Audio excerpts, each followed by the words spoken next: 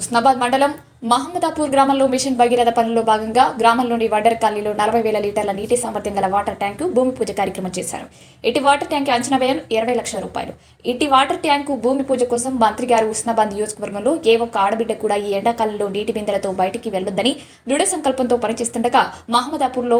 ఎత్తైన కాలనీకి నీళ్లు రావడం కొంచెం ఇబ్బందిగా ఉందని భగీరథ డిఈ మేడం చెప్పగానే వీరు అక్కడికి వెళ్లి వారికి నీరు ఎలా అయితే ఇవ్వగలుగుతామో ఆలోచన చేసి వారికి తొందరగా ఇటు వాటర్ ట్యాంకును పూర్తి చేసి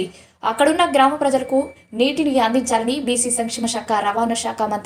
మంత్రివర్యులైన పొన్నం ప్రభాకర్ గారు చెప్పడం జరిగింది. మంత్రి గారి ఆదేశాల మేరకు ఈరోజు ఈ కార్యక్రమానికి ముఖ్య అతిథిగా హుస్నాబాద్ ఎంపీపీ లఖవత్ మానస కొబ్బరికాయ కొట్టి పనులు ప్రారంభించారు. ఎంపీపీ మాట్లాడుతూ గ్రామ ప్రజల కోరిక మేరకు కాలనీలో నీటి ఎద్దడి నివారణకు పలుమార్లు విన్నవించుకోగా గత నెలలో అడిషనల్ కలెక్టర్ పర్యటించి గ్రామంలోని నీటి ఎద్దడి నివారణకు మంత్రి పొన్నం ప్రభాకర్ సూచనల మేరకు ఈ కార్యక్రమాన్ని ప్రారంభించామని అన్నారు. ఈ కార్యక్రమంలో mission Bhagiratha RWS deputy executive engineer Ruhina Taskin,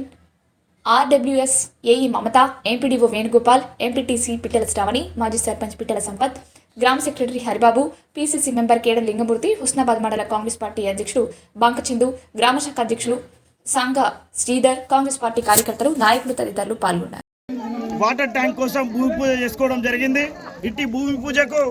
ఇక్కడ ఉన్న ఆర్డబ్ల్యూఎస్ ఏఈ మేడం గారు ఏదైతే ఉన్నారో డిఈ మేడం గారు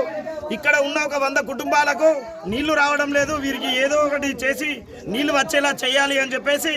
డిఈ మేడం గారు చెప్పడం జరిగింది. ఆమె మాట ప్రకారం ఇక్కడ ఉన్న ఎమ్మెల్యేగా ఉన్న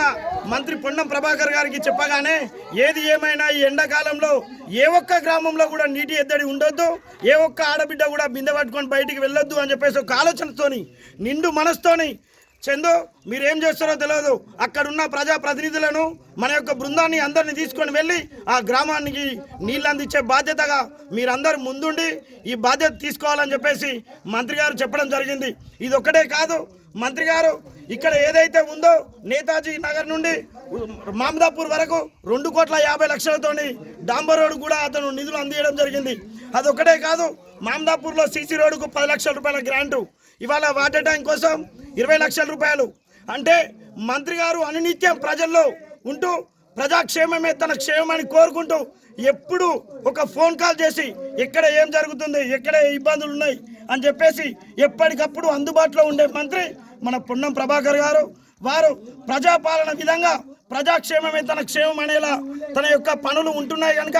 తనకు ఉస్నాబాద్ మండల్ నియోజకవర్గం తరపున కృతజ్ఞత తెలియజేసుకుంటూ ఇంకా ముందు మంచి పనులు చేసుకుంటూ అభివృద్ధి పదంలో ఉస్నాబాద్ నియోజకవర్గం ముందుండాలని కోరుకుంటూ ఇక్కడ వచ్చిన గ్రామ ప్రజలకు ప్లస్ ప్రజాప్రతినిధులందరికీ పేరు